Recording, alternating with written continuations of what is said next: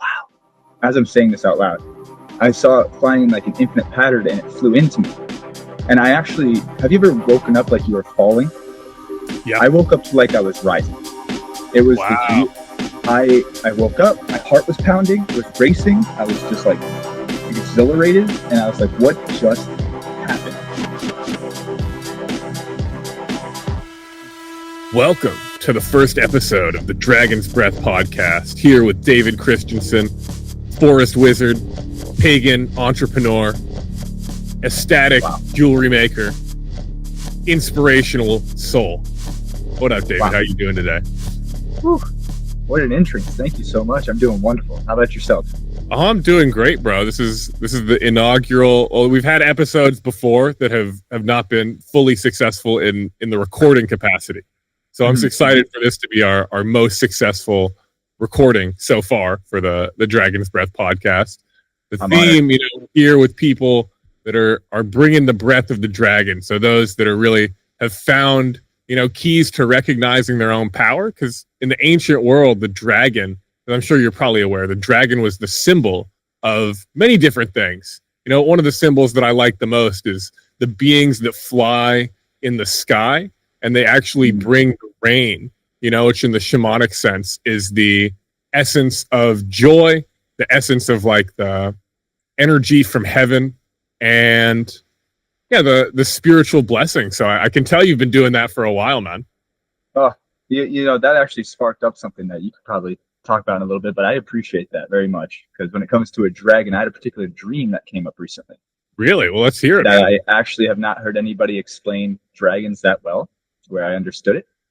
And it was one of those things where I was leaving an old home. This was a while ago, like about a month ago. I was leaving an old home of mine, very old home, where my mother actually passed when I was a kid. And as I was walking out of this home, I saw a giant, I thought it was a serpent at first, just a giant snake-like thing in the sky, like airy but fiery. Now I see what it was, because its face was more sharp and it had wings, little wings, and it flew in almost like wow. As I'm saying this out loud, I saw it flying in like an infinite pattern and it flew into me. And I actually, have you ever woken up like you were falling? Yeah. I woke up like I was rising. It was, I woke up, my heart was pounding, it was racing. I was just like exhilarated. And I was like, what just happened? And the fact that you brought up Dragon's Breath and dragons right here at the beginning, and that was the first intuitive thought that came to mind. Maybe you can enlighten me a little bit on what that could have possibly meant. Oh yeah, I'd be happy to. So dragons, the shamans actually say, the ones that I've studied with, the Toltec shamans, they say that it's not our life that is creating our dreams; it's our dreams that are creating our life. So they said that dreams were actually 4 times more powerful than the waking state. And so I think, I'll just say that it does seem sort of prophetic to be on the Dragon's Breath podcast after having the dragon entering you, and also being the first live recorded guest of a successful recording of the Dragon's Breath podcast. But in a greater sense, for you personally, I could easily see it meaning like just carrying that wisdom and that spirit from heaven. The dragon is like in the Chinese zodiac, because that does seem like you saw more of a Chinese dragon than a more Western American dragon, because the Chinese dragons are more like serpents. They have those small wings. And it's actually said, I learned this from a very wise teacher from Qigong. He has a beard like you, actually, but he's like 70 years old. So he looks very mystical. And he said, do you know what animal has the head of a deer, the scales of a snake, the face of a lion, the wings of an eagle? And he just kind of went on and on and on, going and saying all these different animals. And I forgot some of them. But he said that animal is the dragon, because the dragon actually contains the wisdom and the power of all the other animals. So for that reason, it's thought of as being the sort of ruler of the beast kingdom, those that can kind of issue a command to the subconscious in the world, actually, and manifest it. The dragon also in the Aztec tradition, although their dragons are a little different, because those dragons are, it's said that the name for the dragon is Chipactli, or which means crocodile, but then it's been later interpreted as dragon, or I think actually old anciently interpreted as well as dragons. So it sounds more like a Chinese dragon, the ones that are really bringing the rain from heaven. But even still, the Aztec dragons are also associated with rain as well. So there's this element of being a rain bringer, which in the shamanic sense means like just the creator of joy, someone that can go and tap into the emotions from heaven that fulfill us. Because when it rains, the plants, they get really happy. So we can tap into that happiness. And just watching your videos, I get a certain feeling of happiness. You seem like a pretty happy guy. So yeah, I appreciate that. Yeah, it seems like a very powerful spirit ally that you met, my friend. That's so interesting. Yeah, that's really interesting. I appreciate you sharing all that information, because one thing that isolating many people, I don't really talk about it too much because I isolate. I just am separate from a lot. I'm a nomad, digital nomad, so I travel full time in my trailer, me, my fiance, and our 2 dogs, and we just go out and make dreams come true. That's what we do. And it's one of those things where we don't really get the chance to sit and talk with people who, how I see it, speaking behind the veil rather than through the veil, if that makes sense. Kind of like deeper. Yeah. So I see the veil as the ego. Our ego, the veil, is the pieces of ourselves that we are showing to hopefully be accepted by this 3D reality. The people around us, we want to be accepted, but what part of us wants? And I like to meet those people behind it who are seeking who they are and the knowledge beyond themselves, rather than trying to fight with this ego they've created. And I think it's really interesting hearing you speak. I can feel that knowledge is deeper than just the physical, and it's really cool to hear that. So, I would totally agree, man. I mean, I think that this, in the Toltec tradition, it was really interesting because a lot of the times we're using these terms, like ego and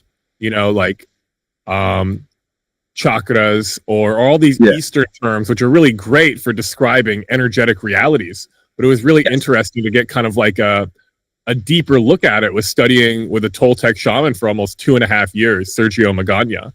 And one of the ways that they describe the ego is really interesting. And I think you're gonna like this. There's many different energy bodies that I learned about in this when I was studying with him.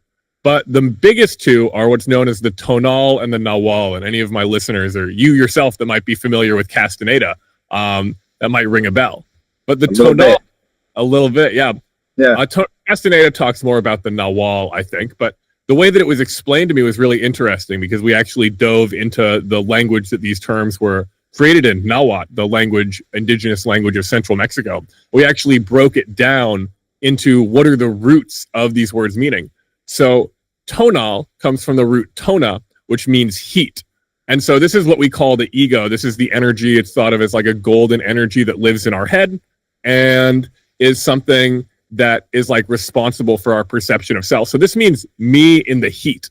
So the world of like the ego is just like, and when things are hot, they're always changing. So it's a way of describing something that's always changing. I'm happy, I'm sad, I'm mad, I'm grateful, all these things. It's like if you go and boil water, it gets in this state of just flux and it's always bubbling and changing. But the nawal comes from the word like nehua, which means the real eye or like the eye in the darkness. So one of the ways that I like to think about it. Yeah, exactly. It's I like experience the void. I like that. Yeah, the void. Well, the void is a little. It's similar, but a little different. Actually, the void is like Tezcatlipoca, the first reflection. But to finish up with the nawal, the nawal is like the eye in the darkness. So the way that I think about it is like on the outside, right? You're David. You're a pagan. You live in Florida. You're around Robert Singer's temple, which I'd love to dive into in a little bit to find out what that's like. But the nawal is like, who are you if you were just on an island with yourself? What would all these descriptions be? People go and get attached to all these labels that are kind of egoic, like college grad, multi-million-dollar entrepreneur, single father, all these labels. But if you're just by yourself, who are you really? And that's the quality of really like, how are we dreaming ourselves? We can give all these descriptions to it, but the fundamental way that we're perceiving it is so much deeper. Yeah, no, you explained it very well. It's basically body, mind, spirit, whatever words you want to use. It's the aspects of self, and the Yeah. body is playing out the character that's being created by the eye that is witnessing. Ah, I love that you said that. That was good. Nawal and Naol, Now, tonal, which is the eye in the Tonal. heat, Okay. and nawal, which is the eye in the darkness. And for anybody interested, and even for you, David, I highly recommend the book "The Toltec Secret" by Sergio Magana. It really dives very deep into this subject. I'm gonna have to check that out for sure. That's awesome. It sounds right on par with pretty much everything that I've been diving into, learning about, and experiencing. Yeah, So what have you been diving into lately, man? yeah, you had briefly mentioned where I'm down by Michael Singer's Temple of the Universe. So out here in Alachua, Florida, there, if anybody who's watching, or even you, have read The Untethered Soul or The Surrender Experiment or Living Untethered, those are his three main books. Those three books personally changed my life completely. I was a trench digger, so I grew up in construction, in and out of foster care, all these shadow sides that I identified with that were holding me and keeping me back from being able to evolve into everything I dreamed of becoming because of who I believed I was based off the experiences I'd had. And these books really laid out the foundation of you are behind those things. You don't have to hold on to those things. Holding on to them is like turning water into ice. Water is meant to flow, but when you hold it, it turns to ice and you keep it inside you and it blocks the energies from coming through. And as this all started to really click for me, I was like, who am I? And Yeah. that's how it all kind of evolves. I hope everybody here is watching this. You probably asked this question before if you're watching this. And when I asked that question, these books were really, really fundamental for guiding me to that self that we are. And I, 6 months after reading The Untethered Soul, was able to quit my job and sold everything. Me and my partner, we weren't married or engaged at the time, but we just moved into my Honda Civic and left and just started our own adventure. We were done with how everything was going. And we were like, you know what? We can create our own life.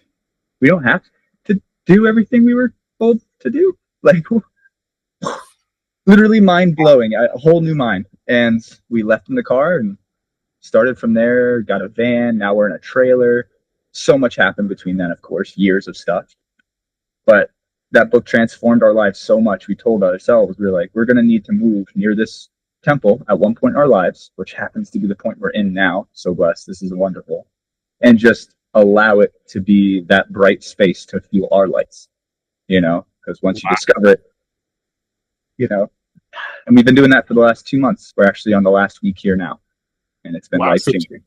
Wow. So I want to dive into the temple a little bit. Yes. But first, I kind of want to dive into that journey that you had between, like, you woke up, so you read. I just kind of want to get your thought process, because I think there's a lot of people listening that are maybe in that stages where they know that they're creating their own reality, but they're sort of like unsure of taking that leap. So this is a book that I've had on my radar for a little bit. I haven't read it, but I kind of want to get through that process of, like, so you woke up, you realized there was something more for you, and what was going on at that time in your life, man? Like, what was happening mentally to where it's like, were you getting ready to be like, you know what, like, just getting more and more fed up with kind of the Matrix style life? Like, what was happening?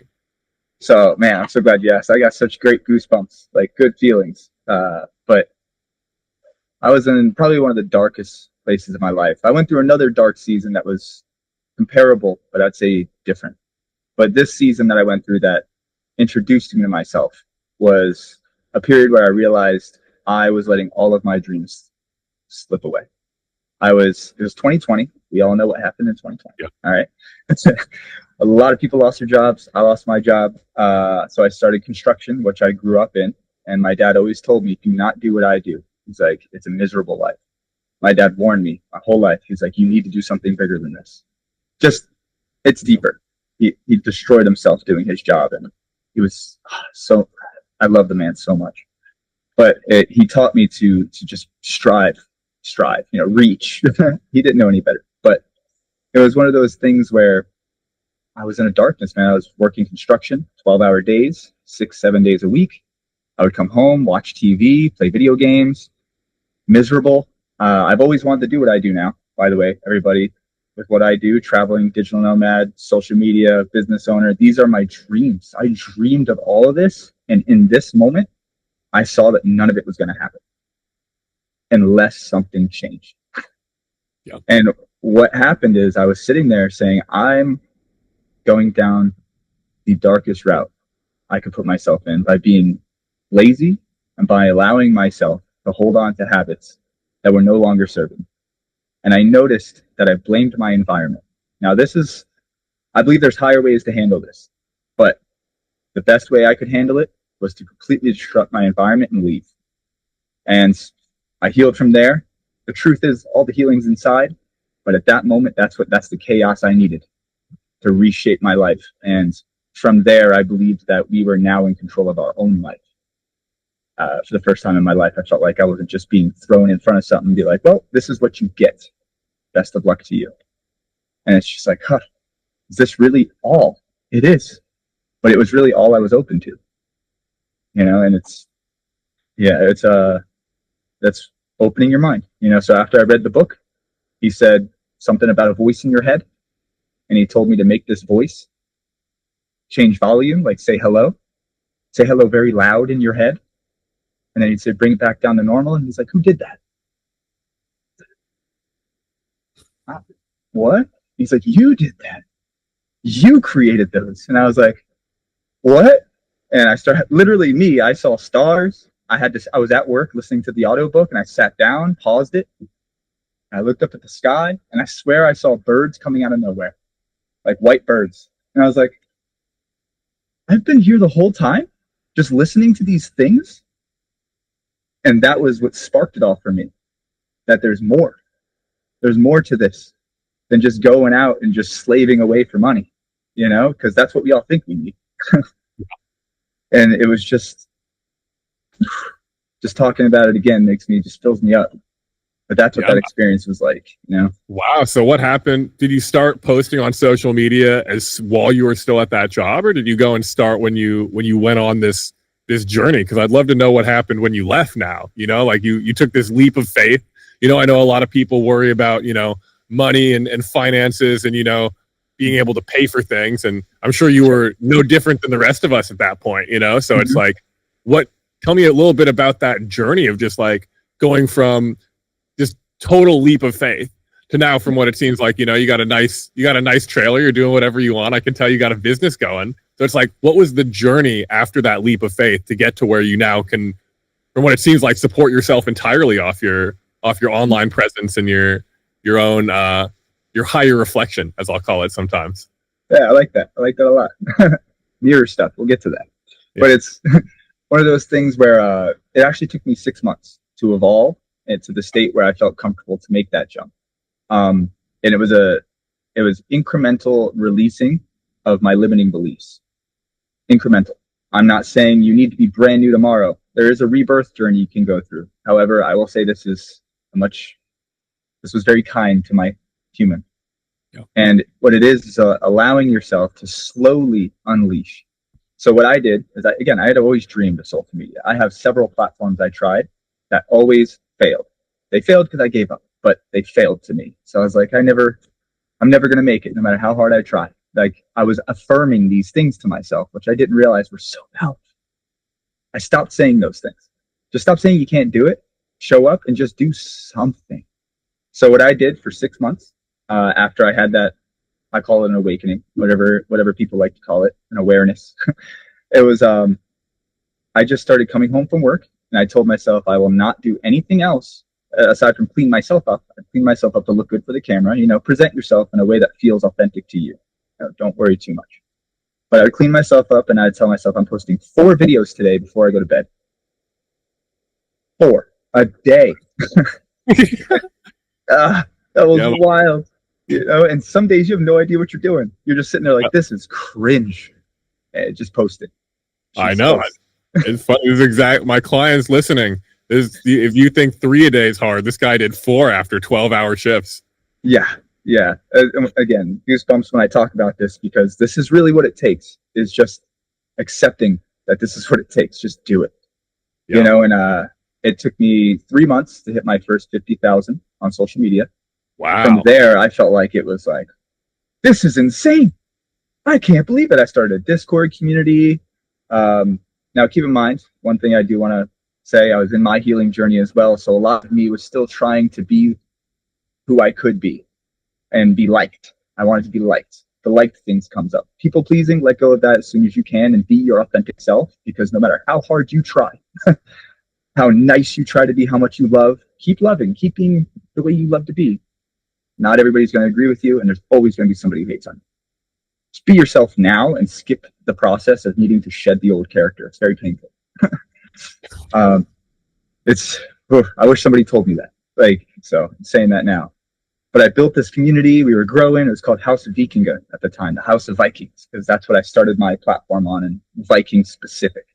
I had actually started watching the Viking TV show after I had that wake up, and I said, there's something deeper to these gods.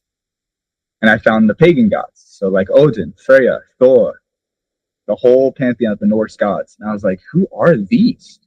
And I saw them as guides. They're guides. They're guiding you. And I was like, cool, awesome. So I dove headfirst into those, creating content 4 times a day for 6 months. First 3 took me to 50K. And then from there, I took 1 trip to visit my family. And I told them, I was like, guys, look, I hit 50K. I'm super pumped, excited. I've always dreamed of this. And I posted a video where I was just welcoming people to the Viking side of TikTok. I was like, welcome to Viking Talk. And I took a sip of a horn. I hope everybody gets to experience this moment. If you're watching this, I'm sending this your way. All right. I posted that video. I went to the gym, worked out. Didn't think anything of it. Look at my phone, plus 20,000 followers. I reloaded, plus 10,000 followers. I reloaded, plus 5,000 followers. Oh my God, this is insane. And I went from 50K to 150K in a week. Wow. Holy crap. From there, I was like, this is it. This is what we're doing. This is the sign.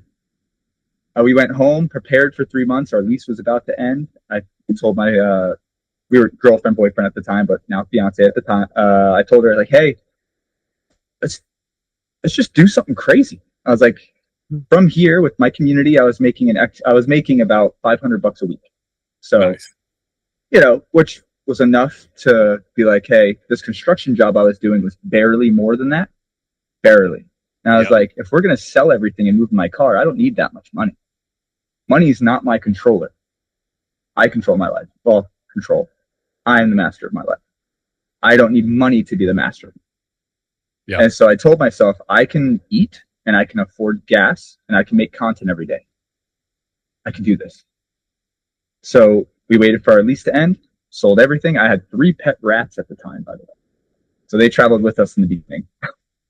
And we just started traveling, and from there I grew to about 250,000, 500,000 in followers. And I was just like, this is just nonstop. It just keeps going. I bought a van in Seattle. Whoa. Yeah.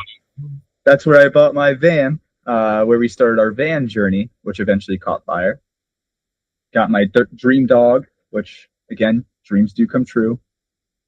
And just went around the U.S. I did meetups in a whole bunch of different states. I did meetups where I met up with people who supported me. I came out with products on different, if you've ever heard of Teespring, it was the first, one of the first big ones that came out where they were doing print to order t-shirts. Nice. And I started that and I made a product and made 3 sales. So don't worry about it. At 50,000 followers at that time, I made 3 sales. So don't worry too much. It takes time. The evolution of it gets way bigger. Just become more authentic, become more you. And it just turned into this beautiful art piece of adventure and everything I've ever dreamed. It just all fell into place. Wow, that's beautiful. So you've been traveling around for how many years now? 3 years. 3 years. We did take a little hiatus in Texas because our van caught fire. And at the time, we were eating out of food boxes from the church. So again, I did really well, did really bad. Did really well, did really bad. Now we're balancing out and we have a good median, but it goes like that. Just follow the line. But we were eating food boxes from the church. Churches every Sunday hand out food boxes to people who just need to eat. And I was barely paying my rent in Texas. My partner had a business she was working on, a fitness business. So we were barely getting by with both of what we were doing. And We just knew something had to change. And what happened is we worked something out. We work together now. So it's me and her that run all of this. She's the engine, I'm the car. And it's just turned into this powerhouse of dreams since then. Wow, that's beautiful, man. So what's kind of the business side of everything that you're doing now? Like so it's evolved from doing t-shirts and what's been the most fun for you too, in terms of the business side? Because I want to give our people, like a little bit of I'd say just reminder of what's possible once you kind of have a little bit of an online presence. It doesn't have to be, I think whatever number David is at is pretty high at this point across all social media platforms. But I kind of want to like tell people, like what do you have the most fun doing, and like give people some inspiration on what they could be doing too if they want to go and just jump into this beautiful portal that is the internet. If you want to save yourself from the hassle of needing to discover what people want, discover what you want. The idea of what you think other people want is holding you back from bringing your most authentic product or whatever it is out to light. So my favorite thing about it all is when people receive their package. I do signed photos in every single one of my packages, just so people get a little piece of actually me. My brother actually runs my warehouse, so he ships out all my products for me now.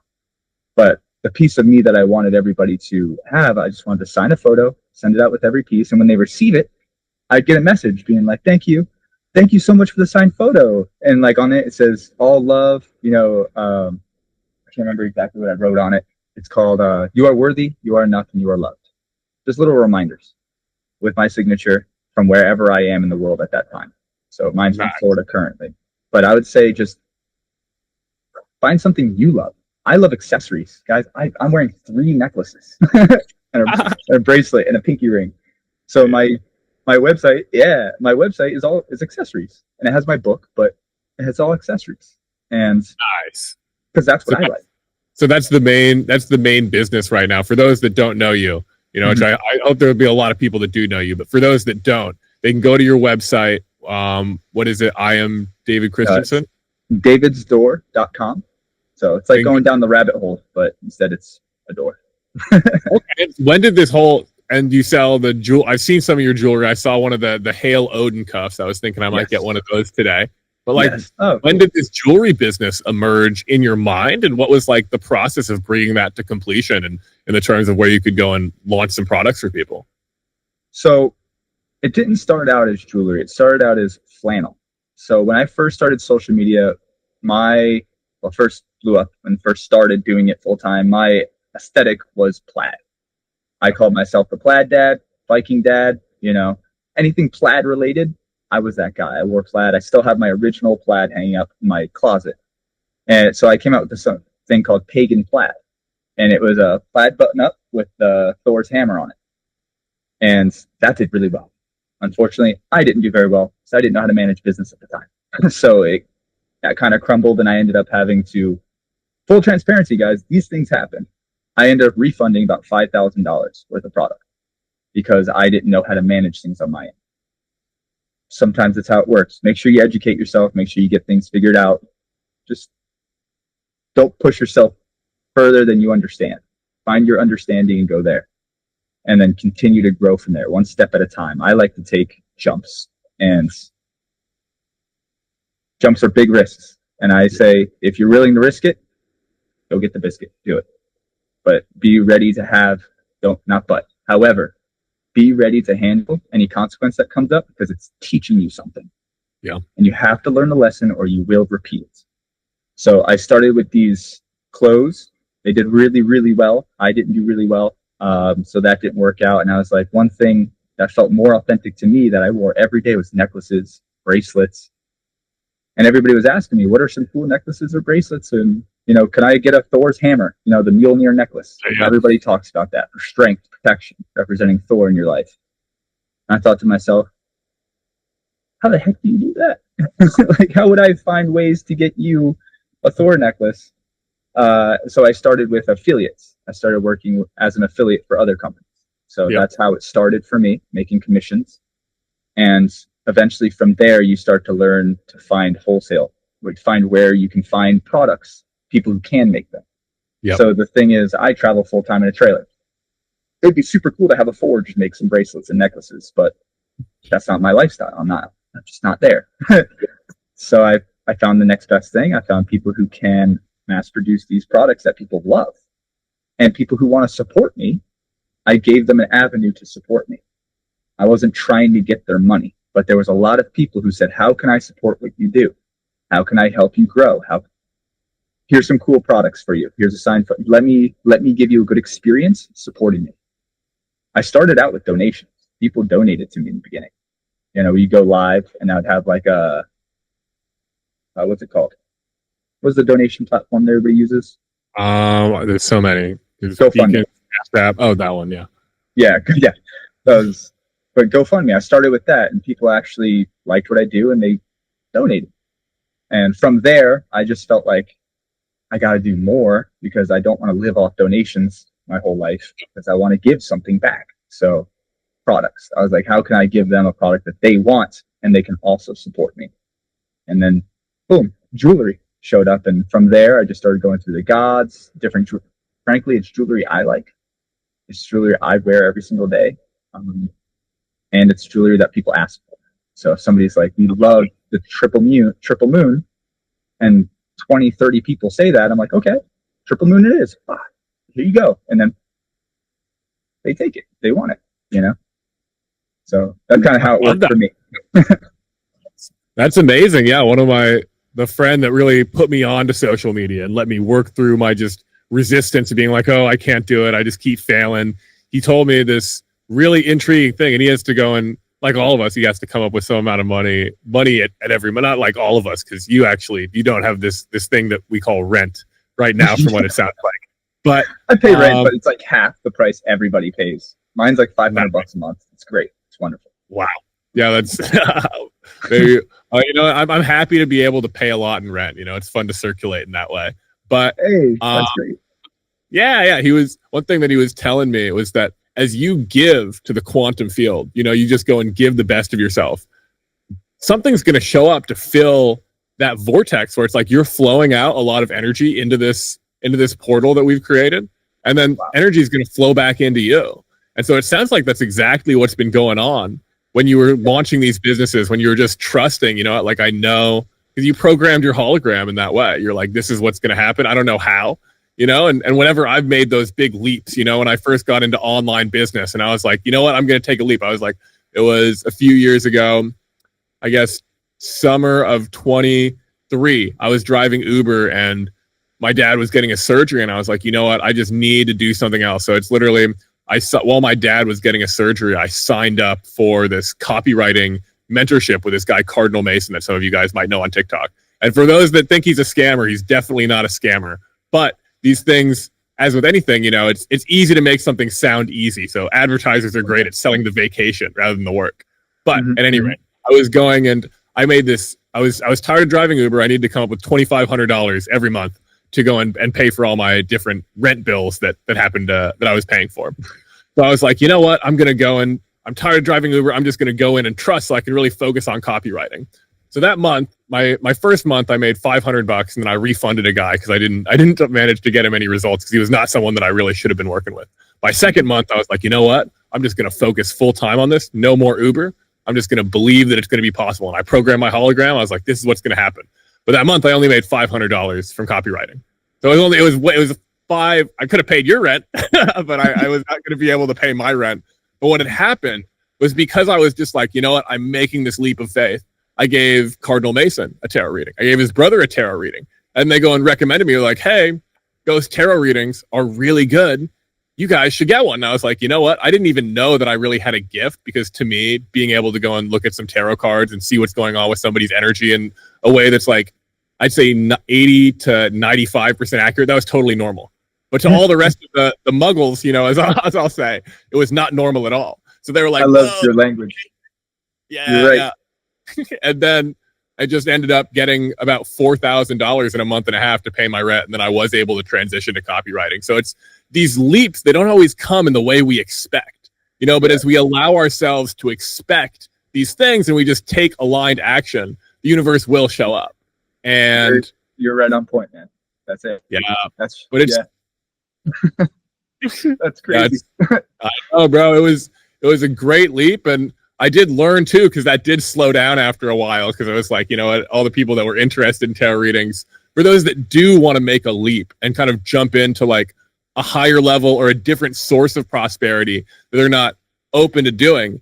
It's like I think of money a lot like water. You know, it's like, yeah, there's water that comes out of the sky, and if you're really darn thirsty and you're really grateful and working with all the spirits and the universe, it's like, yes, water is going to come to me. I'm going to just lay out my buckets, you know, and it'll come. It's like, yeah, it can come, and it'll probably save you like once or twice, you know. But if you don't decide, be like, you know what, there's other ways of getting water other than just hoping for the dragon to breathe and bless you, you know, then like you got to figure out, like, digging a well is going to be way harder than just praying and waiting for the sky, you know. Digging a little like a thing to go down to the river, so that like an aqueduct, or probably something less involved than a full aqueduct, but saying, you know, like building something to go get the river water to come to you, or going and hauling water from the river. It's like, that's when we realize, like, that's more of the setting up of an actual business that can bring you prosperity, you know, because it's like money loves channels to flow through. It can flow to you just because, but it can flow to you even more if you're like, oh yeah, well, I know that people are going to be buying some amount of accessories in their life, you know, and what if they bought it from me? I love accessories, and boom, now you got a pretty good channel to go through. So it's like, for those that are watching, think of the channels that you can make. It's great to make leaps of faith and just know that it's going to work out all right, because it always does. It always, but does. also always has, and it'll keep being all right. But think about too, like, what channel that you would want to make for yourself to allow abundance to flow into your life. So we're going to get to this temple. We're going to get to it. But first, before we're keeping them waiting, because I want to talk a little bit about what are like the mental shifts that you've had to make in yourself, and just how you allow yourself to show up in the world on camera, to be someone with, I don't know, I'm sure you have more, but 500,000 followers across all platforms at least. Like, what are some of the mental journeys, and how have you had to shift your own conception of yourself to be where you're at today? I'm so happy you asked that. So if we're getting specific about the number, I'm very proud. It's 1.2 million that we've reached across platforms. So crazy, way more than I ever thought. So, thank you. It's one of those things where the mind had to accept what I was becoming, because the thing is, you can't be it as long as you think you're not. And that was the hardest thing for me, is I had to take down my old house. So we have this house in our mind. We all believe that we are this thing that we've created, whatever it is for you. Everybody has their thing they've created. And learn how to, you hear this word a lot, deconstruct. People talk about religion, people talk about, but frankly, it's deconstructing your house, that thing you've built inside you that thinks it's you. And as you deconstruct that, you see where you're going. The vision isn't, it's not just a vision, it's a vision of the future. It literally is a vision of the future. You just have to tap into it. Look at it and then surrender, and you fall in line. And channels, I call them doors. That's why the door to you is the channel to yourself. David's door is the channel to, it's the way you're speaking is perfect. But the mind, the old concept of myself, and again, this sounds scary, it sounds painful, it's a little painful. It has to kind of fall away. It has to, not in a mean way. You don't have to take a sledgehammer and destroy your old self. You need to nurture it, love it, appreciate that it had its time, and allow who you are becoming, who you want to be, to come out. And then what happens is, when that version of you steps in, life just takes time to match your frequency, to match your vibration, match the character you've become. And over time, you learn to trust. That's the hardest part, because we think we're controlling things, but the truth is, you're learning how to trust things. That's when you do that, it changes your life almost overnight. I don't want to say expect it overnight, because everything happens to make that overnight happen. So pay attention to that. And I just had to completely let go of who I thought I was. That's the biggest answer. I thought I was trying to be something, but I was that waiting for the 3D reality to match it. And wow. Yeah. You realized you already were it. Yeah. Wow. So take me through that like a little bit on like more of a like experiential level. You know, when you're working that job, when you're going and just like kind of being like, man, I don't know, you know, is it just about being consistent in going and posting, or is it about like is it just thoughts in your experience that are creating this reality, or is it something deeper than just thoughts? I have my own speculations, but I'd love to hear what it is in your experience that you think is really like to find this force within us that knows that we are meant for something larger or something more incredible seeming than where we're at. You know, how do we tap into that force in like a real visceral and experiential level? The best way I can put this, and this is the first thing that came to mind, and it explains it all to me very, very simply. You know, in a video game, Yeah. when you log in and you play this character, you realize that character had a whole life before you started playing, right? I've actually never thought that, but no, that's a yeah, I love it. Yeah, but the character is no longer playing himself when you log in. Oh, right. With like I was thinking of like my RuneScape character, but if it's like a, you know, like the Skyrim guy, or like, you know, like one of the Mass He has Effect 30 years before you became the person who plays him. Yeah. So right now, if you feel like this story that you're living isn't you, it's your origin story forming who you're becoming. And then when you finally press the on button and you're playing this game, you'll turn off survival mode, creator mode turns on, and life just, you'll see. Wow. I love that. That is such a powerful explanation. Yeah, it clicks in my head immediately. What happens when you become the player then? Tell me about that experience. Man. A lot of people, you hear this said differently in many different ways, but I'm not saying I don't still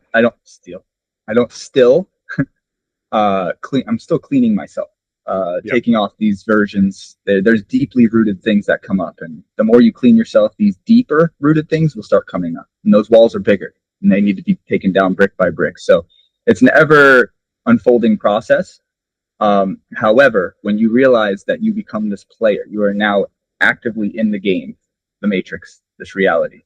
When you're actively here and your origin story has taken place and you are now here to play, you're here to play. That's really what it all adds up to, is you realize that this is all, and I'm not saying play by manipulating. I'm saying play by love it. Love the fact that you're even here. Can you believe this? It took how much for this current moment to exist? And for everybody watching, the moment is all that exists. The past is held onto and the future is envisioned. You are here now. It is so insane that this is here. And when you become that player of the game, you realize this is just an infinite, this is a game. Oh, there's nobody against you besides yourself. They're against themselves. And they make you the enemy. I'm sorry. Like, there's nothing you can do about that. You just have to come here, play, be your authentic self, and follow what feels most aligned to you. You'll be able to feel it. You know, if you walk in a room and it feels off, who's feeling?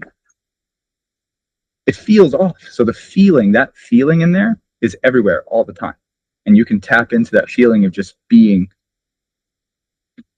Wow. That's the best word, you know, just being.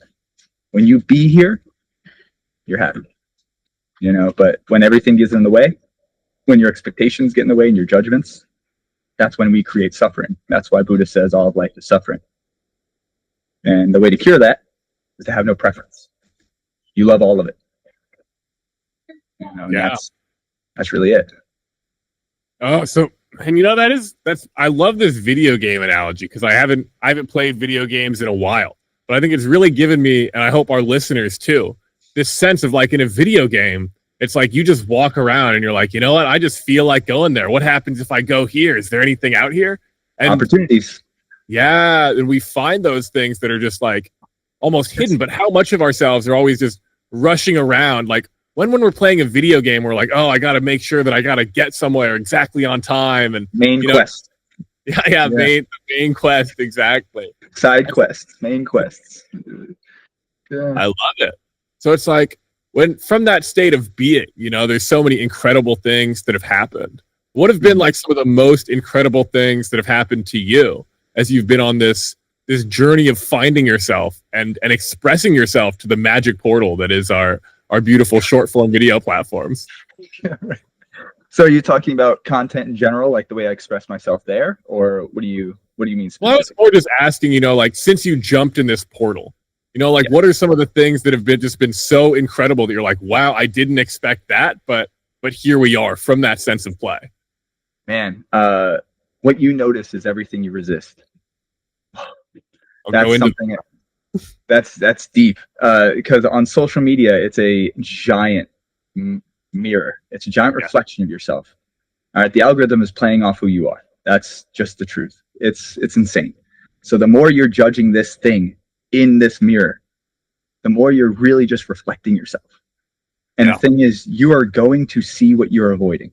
So for me, one of my biggest things for a long time on social media is no drama. I don't do drama. I despise drama. These things are horrible. However, drama happens. And if you avoid it, you are now blocking off that entire group of energy. It's all energy. It's waiting for you to alchemize it, turn it to light. It's hitting you on purpose.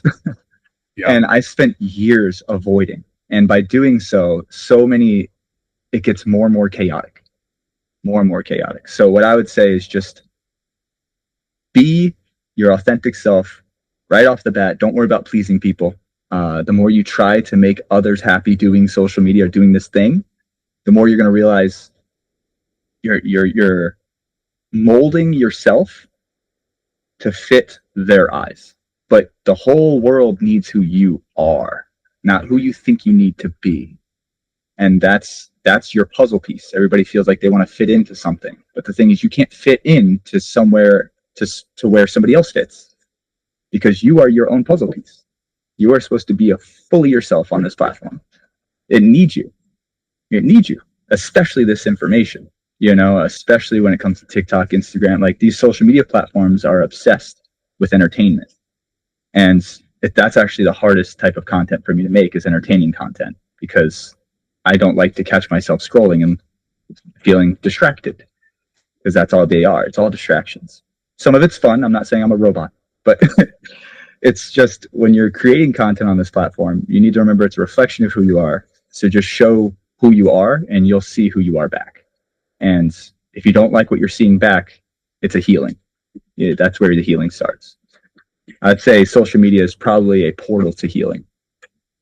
It totally can be. It can be a portal. The way I like to think of it is that with these platforms, we have the option to create the version of ourselves every day that we want to be existing in all the time. Not necessarily like it's not like, for example, right? It's like, let's say for me, I think a lot of people listening, you could imagine like, oh, I would like to be a digital nomad traveling and creating content full time. Right. Mm-hmm. And so it's like, we can create a version of ourselves. If you're not doing that, then you can't create a version of yourself doing that online, but you can ask yourself, how does this version of myself that is doing that, how do they serve the world and serve the collective and serve what's going on at this plane at this time? And just show up as that version of yourself, like, I think so many people, like myself included, it's even when you were doing your 4 videos a day after a 12-hour shift, sometimes like, oh my God, what do I even have to talk about? But what I love when we kind of get in this mindset of, it's like, you know what, I view it kind of like a magic spell. There's a lot of, especially in my shamanic and spiritual practice, there's a lot of spells where it's been like, all right, do this for 36 days. And it's like, all right, bet. And like, the do this isn't just like light a candle and say like an affirmation. It's like literally looking. I remember I've done many times where my shamanic teacher was like, look into an obsidian mirror and go and remove everything from your reflection that's not aligned, or look into this other type of crystal mirror and go and like create a reflection of yourself being abundant, being happy, being like I don't know, any being in your best destiny.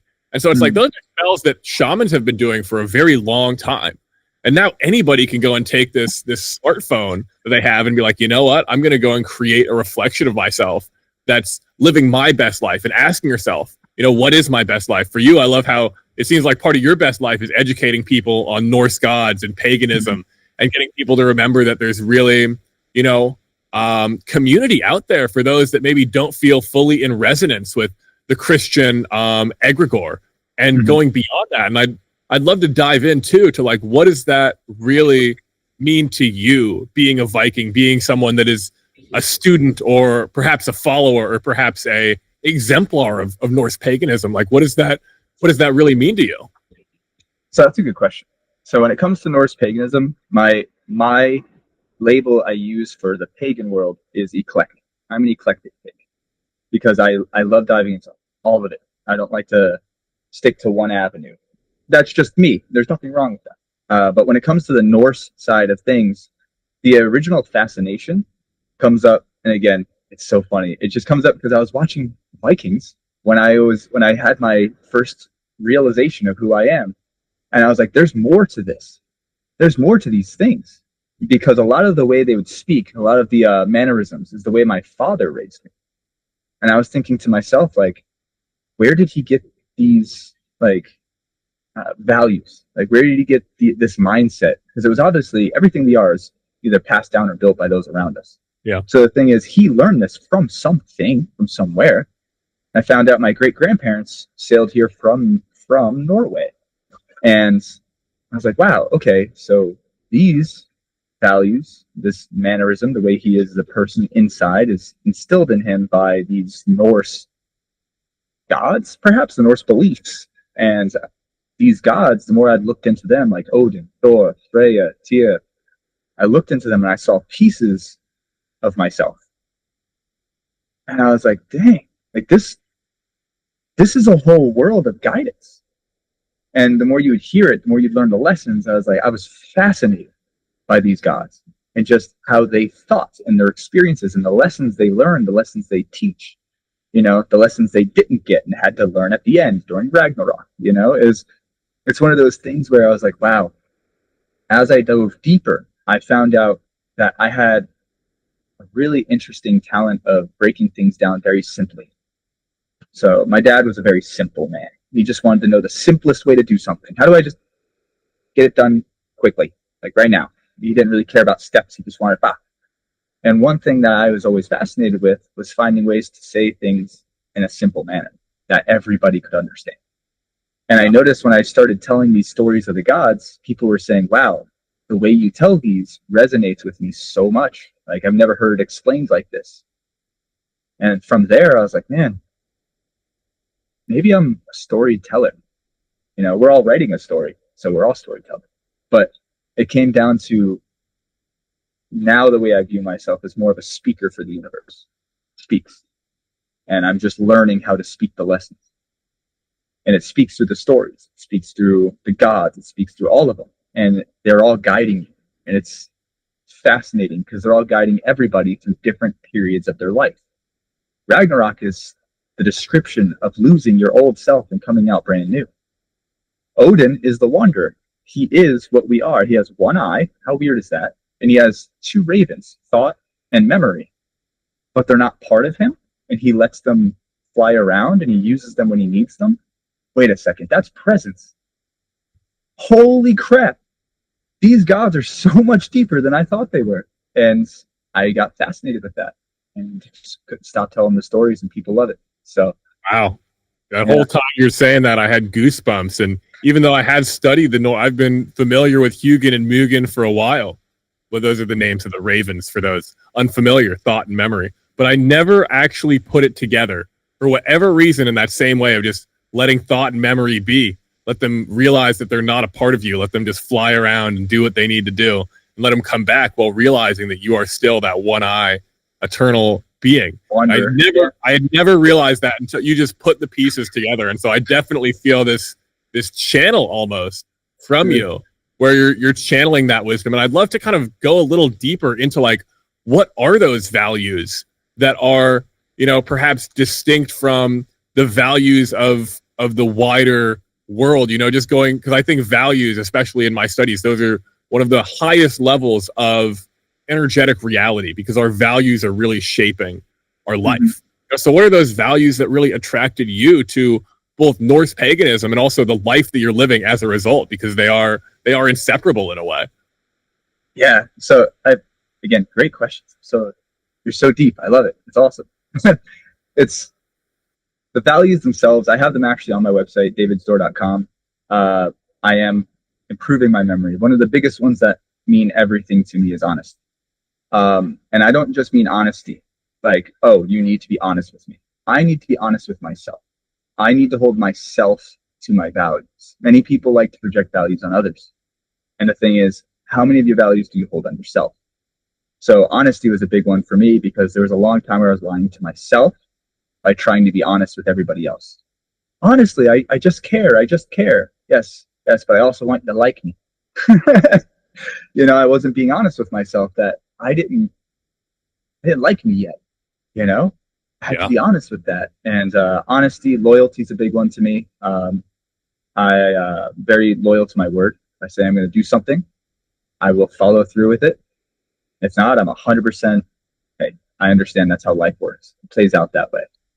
My dad instilled in me that you're never above hard work. I don't have that on my website, but you're never above actually needing to get dirty if you have to. Not dirty as in like bad things, but going and digging a hole. Are you really above digging a hole? Some people just won't go outside. Oh, I'm above that. I don't know, man. I don't think the Vikings were above starving for months over the ocean and then raiding a village. I'm not saying go raid a village, but they did the hard things. Yeah. They did what they had to do. What is it? Resilience, persistence. They're starting to click now as I'm talking about it because it means so much to me. Curiosity is a big one. I want my dad was always stay curious. Stay curious. Let's go out and just don't force anything. Learn everything. Oh, that's Odin. But the thing is, he lived by fear. That's what ended up being his demise. Ooh. Anyways, these values were instilled in my father. He never valued money. So we grew up very poor. I'm not saying value money, but you should value yourself enough to realize that you are worthy of being abundant. It's not about the money. It's about being abundant. Money's just in abundance. There's other abundant things. But it was really, I always looked at it like this, do you think the first Viking who looked over the water had no idea if there was land out there, wasn't scared of sailing across it? I mean, I'm sure he was curious, but he's like, I might not come back. Jormungandr's out there, man. I could, and then he discovered new land. They discovered America, So it's one of those things where all those, there's a few more. They're not clicking for me right now, but they come up when I need them. And I would just say, hold yourself to your values. Are you being persistent? Are you being consistent? Are you being honest with yourself? Are you being loyal to yourself? Your values also play a role on you. For everybody, you need to instill your values in yourself. So honesty and loyalty are the two that I live by dramatically. And respect, self-respect, and in respecting oneself, it's just reflected out. That's just how it works. But I just saw that these were instilled in me since I was a little kid. And family. That's very big to me. Family. I love my family. I'd walk. If my family needed me and I had no way to get there, I'd walk. I would drop everything and do it. No question asked. Just because that's what was instilled in me. And I noticed that was a big thing in Nordic culture, Viking culture, whatever you want to call it. Yeah. In that world, they were very heavy on those things. Plus I really like strong women. If you can't tell, she's jacked. But it's one of those things where I was like, man, it just felt like me. The only thing that didn't resonate with me, and still to this day, is manipulation, I guess is the right word to use. I really don't care to play the game of me versus people. I don't. It's just me and me. I'm doing my best, and there were people who like it and people who don't. And I'm not here to hurt anyone. I'm just here to serve. Yeah, I love that. And those values are so powerful. Especially I've had the good fortune of learning from and hearing a very accomplished rune master speak quite a few times. And she always says that in order to work with the runes and to really live in the current of the Nordic pagan gods, honesty is the first thing that you need. Because in the merchant, she really goes, and even in I forget what Norse text it is, but Heimdall, the god of Asgard and the gatekeeper, divides man into 4 different castes: the workers, the merchants, the warriors, and the rulers. And she was saying how the current world's order, for more or less, is run by the merchants.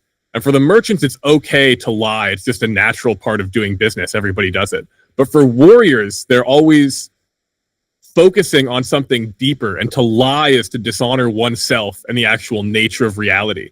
And so that's why she says it's always important to always tell the truth, and that lying is one of the most unforgivable things for a pagan to do. So I find it very interesting and very apt that you brought up honesty as the first one. And I think that's something that for me is sort of like a fun, I'm not going to say it's a challenge, but I think in a world filled with so much like fiction almost, it can be, I think, an enjoyable sort of proving ground to prove who you are without needing to go resort to that, by just actually carrying the honest truth and being like, you know what, whatever I am is enough, or I'm going to die trying, is the real warrior ethos kind of states.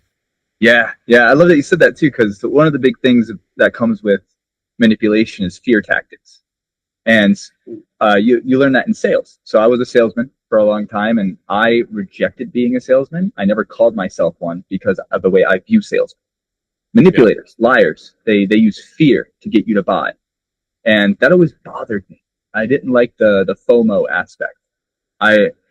Only because fear, by making people feel fear, you are now taking control over them. And I'm not here to control people. I'm here to guide people.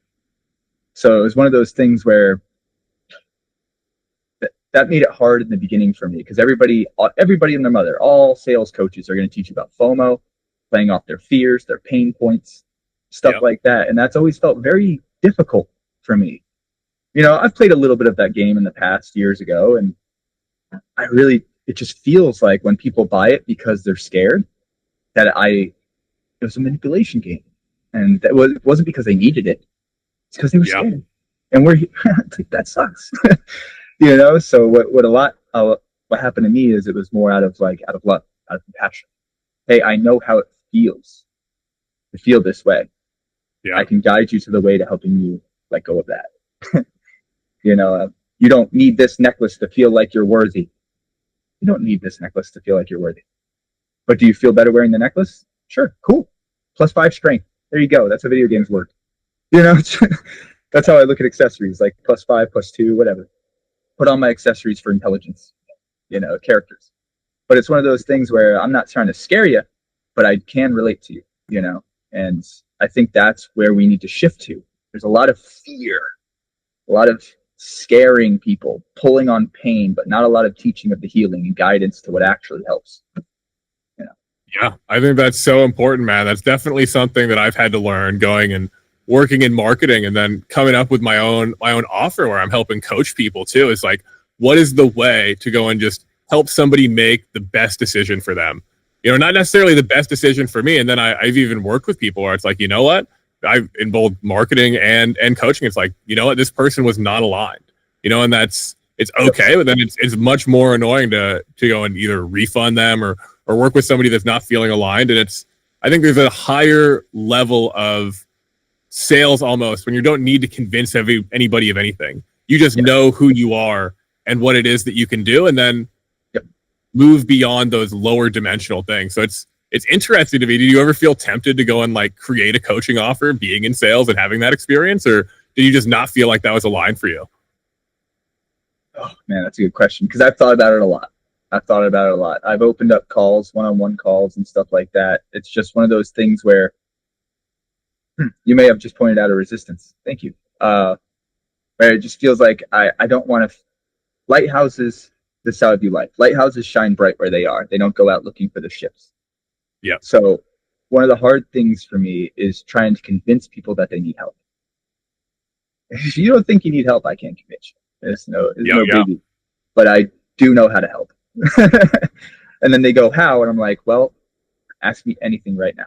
Like, just look at my life. You know, the 3D is a good way to show, but the truth is, if we just talked, you'd understand. because I see you, and it's like, oh, that's all you want. That's all you want is to be seen and be guided. That's all we want. I just want to be seen, be guided to the next step. We love that. It's easy. But finding that next step requires you walking into the darkness as your own light and taking steps that might make you fall down and learning from it and trying a different step. And that's the scary part people don't want to do. But by not getting, this is for everybody watching, by not getting a coach, you are accepting that that's what you're doing. You are just taking those blindsided steps. You're learning, you're doing your thing, you are making the mistakes, which, hey, is going to teach you. Yeah. But if you want to skip some of those things, learn from people who have done it. And that's one thing with my dad. I talk about him a lot. He's like full heart. This man, everything to me. My dad always taught me, he's like, just learn from my mistakes so you don't have to repeat them. That's how we grow. We need to learn from the mistakes of the past, let go of them, and grow. You got to go to the roots. Many people, you think you have to go to the roots to stay there. You have to be in your roots. You have to go to your roots or rip them up and plant a new plant. Not rip them up like in a bad way, like you're trying to kill it, but you're the new generation. You are here to usher in new life. So you're going to have to regrow this plant. That's going to need to grow out new roots. And you're going to have to know how this plant works. So the roots are there to teach you. They're not there to keep you stuck.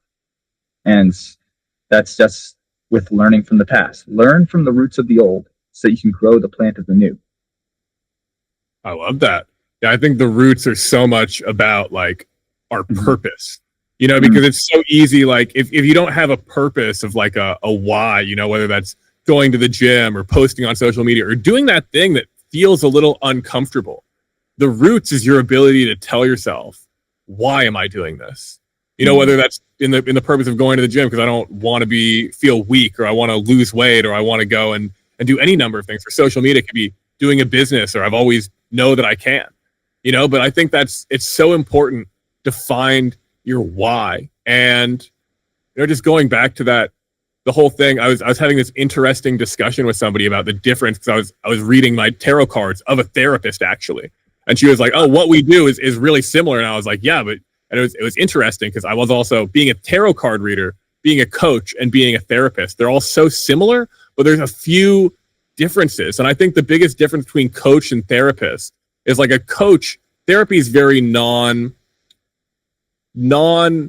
pushy. It says you figure out where do you want to go. And I'm just here to go and ask you questions. The coach is like, oh yeah, you're going to meet, like, I know if I was to spend an hour with you every week, going to be like, hey, David, how do I get more jacked? You definitely have a thing or two you can tell me. I'm not doing too bad myself, but you got a good amount of muscle on you, but more than me. So if I asked you, like, oh, David, how do I get jacked? You tell me, what do I want to do? And it's not making it good or bad.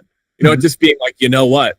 I know something, I've done something, and I can show you the way so you don't have to guess. Whereas a therapist is so much more like, oh, I don't know. What do you want to do? Do you even want to get jacked? Like with you, it's like, well, if you're going to me, it's like David's Viking workout program. It's like, it's no question I want to get jacked, and be more Viking-y. So I don't know why.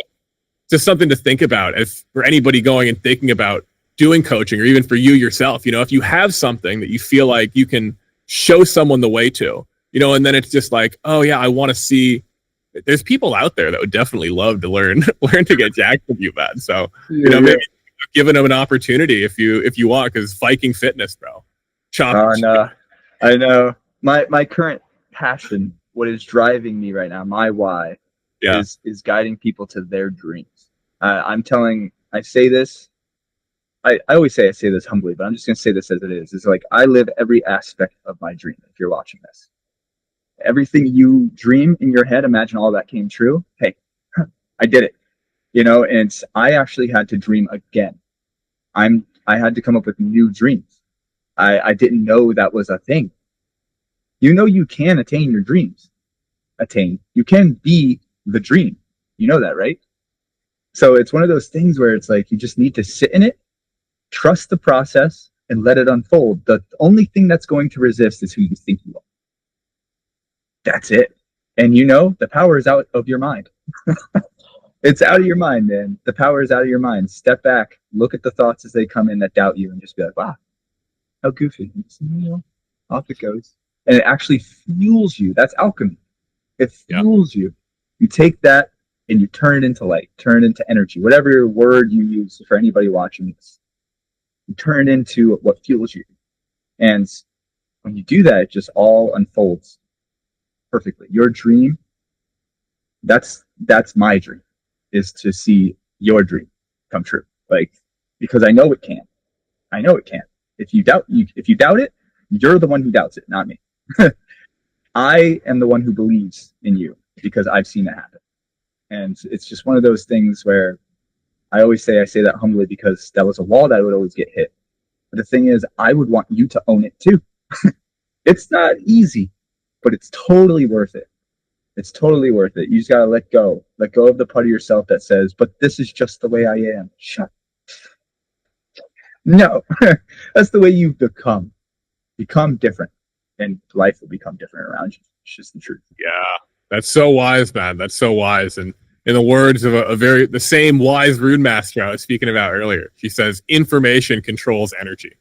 So whatever information is going on in the way that you identify is the way the energy is being controlled. So the people that have like really profound shifts in their life, just from seemingly maybe out of nowhere or instantly, it's that a new form of information has entered the way that they perceive themselves.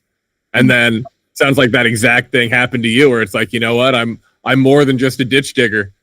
Yeah, yeah. I identified with that for so long, but it's actually funny that you said that because I actually have that in my book. I have an entire chapter about how to take I say power, but it's your attention back. Your attention is your currency.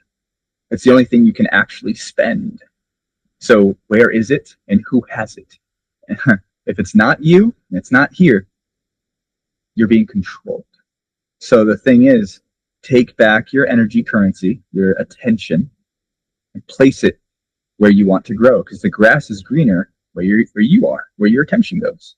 So water that grass. And the thing is, you're gonna be like, but now I gotta sacrifice video games. Don't look at it. Don't stop. Like, I play video games every once in a while. Like, it's great for anybody watching. Again, I love video games. It was one of the. I'm not gonna say I let go of it, but I let go of it. It's a video game. I get to play it sometimes. I'm blessed to be able to play the game sometimes. It's so much fun. But life is the ultimate video game, and you're letting it pass by. This is the best video game. And if you don't feel that way, it's because all your limits got in the way. And if you're listening to this, if you are listening to this, the healing is coming. If you're watching this, you're definitely searching. So that's awesome. Yeah, I totally agree, man. I think we can content ourselves with all of these like distractions because in a way, we don't believe that what we actually want is possible. And so we're like, oh, maybe just scrolling reels is as good as it gets. Maybe playing those video games is as good as it gets. Heck, this is better than my job, or but it's all about just realizing that it's as good as it gets, is however good you allow yourself to make it. Perfect. Yeah. There it is. If anybody takes anything away, that right there was amazing. Definitely, brother. Yeah. So what are you dreaming of next, man? You've released your book. You've got your accessory and jewelry business. It seems like it's doing pretty well. What's next for you, man? Man, so the book, the Door to You, for anybody who's curious, it's a door to yourself. It's a journey within. If you like this topic, you'll love that book. Right now, what's unfolding is this a life of freedom to be. Wow, I'm already here. I need to think bigger than that. And that's crazy. Sorry, it's one of those things where I've had this dream, but it's unfolding. Music is an avenue that I'm going down. I've already created 4 songs, so I'm on Spotify. Created 4 songs, wrote a book, and rebranded my entire website in a month. For anybody wondering how much you can do anything. Don't stop yourself. I wrote a book in 3 days. Okay. Wow. 10 years of doubting myself took me 3 days of work. Don't worry. Just sit back, stop judging yourself. But right now I'm allowing everything to unfold. We have a new trailer that we're hoping to get in, that we're aiming for in the future. Music, I want to play on stage. I would just love to give people musical journeys. Music has changed my life. I don't know if anybody here watching, have you ever gone to like a festival or anything like that? Yeah, man. I've been to a couple and I love music. I was actually a musician I don't know if I still am when I allow myself to be, but I was really pursuing music full time for 5 years before I was like, you know what, I want to figure out this whole business thing. And then I had a lot of fun lessons. I thought it was easier than it was, but it's cool. So yeah, but when it comes to music, I found a fascination in getting lost in the music from the present state. So in meditation, for everybody watching, meditation is exercising your conscious awareness. I asked a Zen Buddhist this at a temple just to confirm simply that meditation is the practice of conscious awareness. And he said, yes, it's the gym for your consciousness. That is what meditation is. Yep. Works the muscle for you to be in the present moment throughout the day, which is possible. Now, I noticed when I listen to music in this present state, it takes me on this wild journey, like a crazy experience within, like that I'm not guiding, I'm just watching it happen. Yeah. And I thought to myself, I could make this. And the next day, I've never made music. I've always wanted to. I've never made music. The next day, I said to myself, I want to make music now. So I actually pulled out good old ChatGPT and said, what's a good way to start making music? Just curious. Give me some ground level stuff. I don't even know where to begin. It gave me some music websites. I use this thing called Soundtrap, great for an ADHD brain, if any of you guys have that. And I went on there, took some time to just sit back and just started playing with sounds. And they started creating themselves. I started creating songs. And I had never created songs before. And this music was just creating itself by me having fun. Playing, what?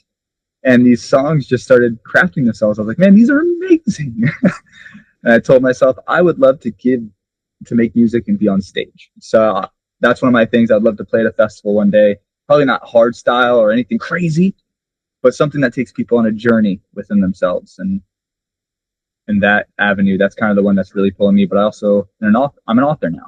I'm a registered author. I got my ISBN number. So I'm officially in the author registry. And yeah, right. It's crazy. But these are all, here's what it boils down to. I'm doing all the things I never thought I could do now. Wow. That's beautiful, man. And I'm excited to check out your music. Is it just electronic, or is it like, are you speaking on your music too? Yeah. So I actually have a new song coming out. I haven't named it yet. Still, it's finished. It's ready to go. He's got to get names and images down and release it. But the ones that I speak in, you're being guided into the door to everything, which is here, but in a fantastical way. And it's not just electronic. It has regular instruments and stuff in it, but it's more. Electronic's a good way to put it, but I wouldn't say it's like house. It's like psytrance almost. It kind of puts you in this like, whoa, trippy, So that's pretty bad.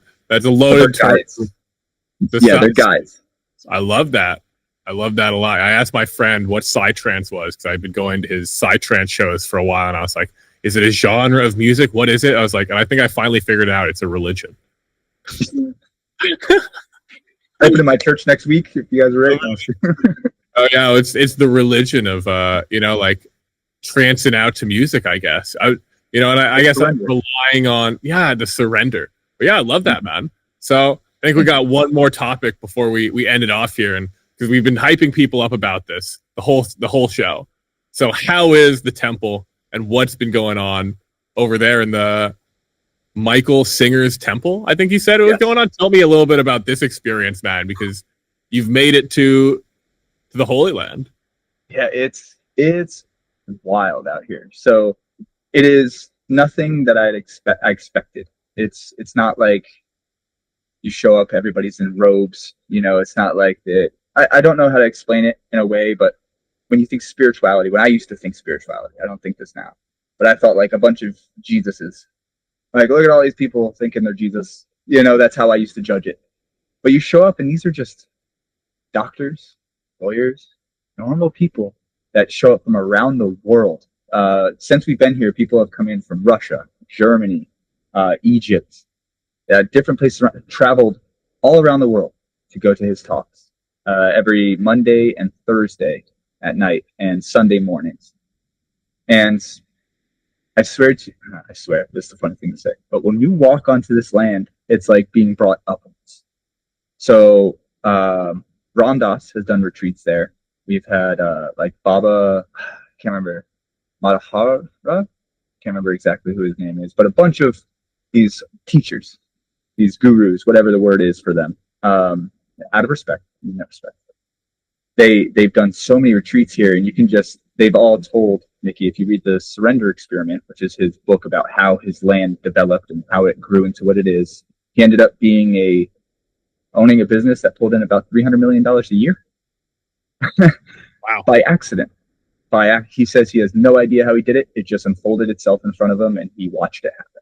And in the book, he describes what that is. And at his talks, he talks about how to surrender to life at that level. And since I've been here, we've been practicing what he teaches. This is our spiritual growth season of our life, and we've accepted it. We go headfirst into it. We show up to all his talks. We meet the community around, and it's just, I even went to his Passover. He did a Passover event for Jewish, Christian, Catholic, and Muslim, I think. I can't remember it's three main religions. And I went to that just to see what it was like. Very respectful, very interesting. But all of it has to do with bringing everyone together, no matter what you believe. Because truthfully, spiritual healing is outside of religion. Spiritual healing is what you're doing. It's what you're doing already. You just haven't been taught how to actually do it.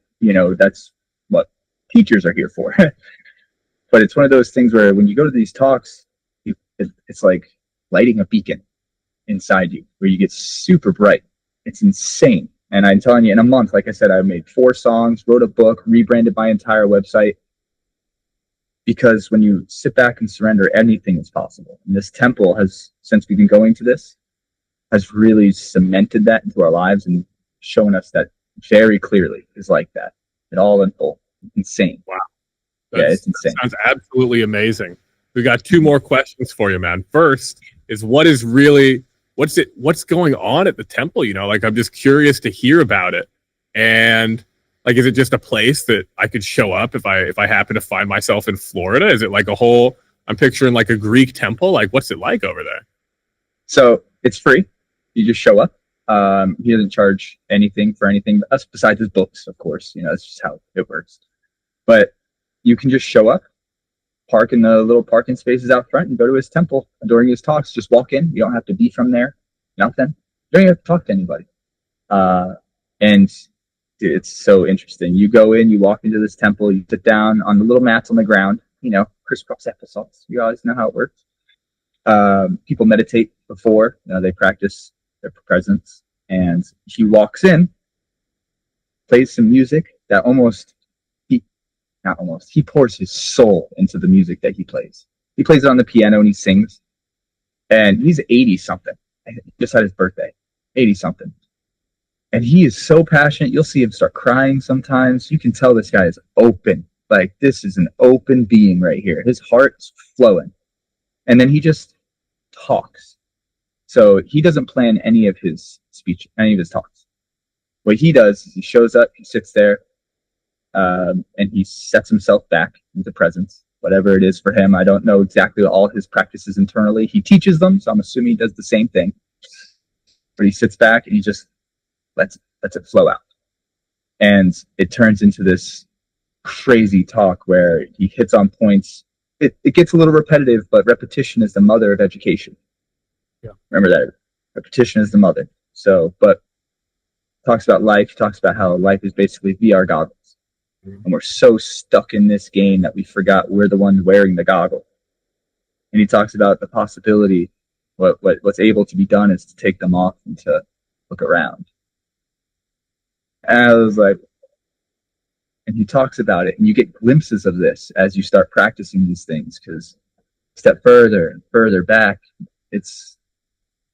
but yeah, you could just show up and you could just go sitting there and you don't even have to talk to anybody if you don't want to, but it's beautiful. Everybody's very filled with love, but not love in the you need to love me type of way, but in the love as in the content type of way. They love because that's what they are. And it's just a great place. I wouldn't say this is my old thought. I wouldn't say it's weird. I'd say it's actually very homey. You know. Well, I'd hope it's weird, man. You know what that means, right? Well, I guess that's true, huh? It's not weird to me anymore. No, the weird, for all my listeners out there, weird actually comes from an ancient English word, weird, which means destiny. So people that were called weird actually have the ability to alter fate or to weave destiny. So what I'm saying, wow. Oh, yeah. Good, yeah. The web of words, which is exactly the web of weird. So that's where it comes from. So if it's not weird, man, it's not really tapped in. So I guess I've just let it. At this point, I'm beyond belief. I just look at it. I'm like, wow, cool. You know, that's kind of how I look at it now. But yeah, I would say yes, it's weird. I don't think it's weird anymore. So I think anybody who's interested in this, love it, absolutely. And if you like all that, my book's the same, which is really great.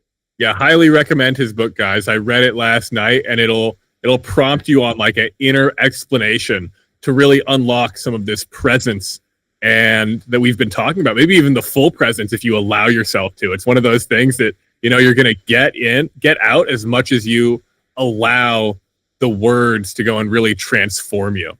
You know, and to really be the more present you are while reading it, the more of an effect that it's going to have. So go and get it on davidsdoor.com. Yes, perfect. davidsdoor.com. Perfect, guys. So we got one more question before we end off the show. And what does spiritual healing mean to you? What does spiritual healing? Oh, that's so funny you said. I just made a video about it today, actually. That's what my video was on. So wow. It's good. It's good. Spiritual healing is the releasing of what you are not.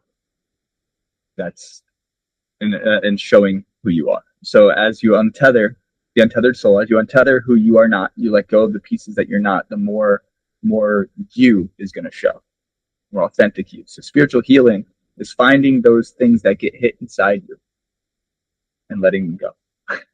Yeah. And the more you do that, the more you're going to start getting filled with this energy that just brings you up. And you will start to feel what people call healed, clean. You know, there's tons of different things. I look at it as smudges on a mirror. You're slowly cleaning the mirror off, and eventually it'll give you the full reflection. It's really nice. I love that, guys. Well, I hope all our listeners, this has helped bring you into a fuller reflection. I'm glad to go meet another beautiful reflection of myself in David Christiansen and Lakech, brother. That's an ancient Mayan word for you. We're reflections of each other. And Lakech. And Lakech. Oh, I like that. And Lakech. Yeah, I love it, man. Thanks for having me, man. It's been great, bro. Thank you for being the first officially recorded guest or successfully recorded guest on the podcast. And yeah, people can find you at I am David Christiansen on all platforms. Yes. Christiansen with an S-E-N, not an S-O-N. Yep, and Christian, like the religion, and then S-E-N. Got it, guys. All right. Well, it's been so great having you on the show, David. Maybe one of these days we'll do another one. And yeah appreciate you a lot, brother. All love, bro.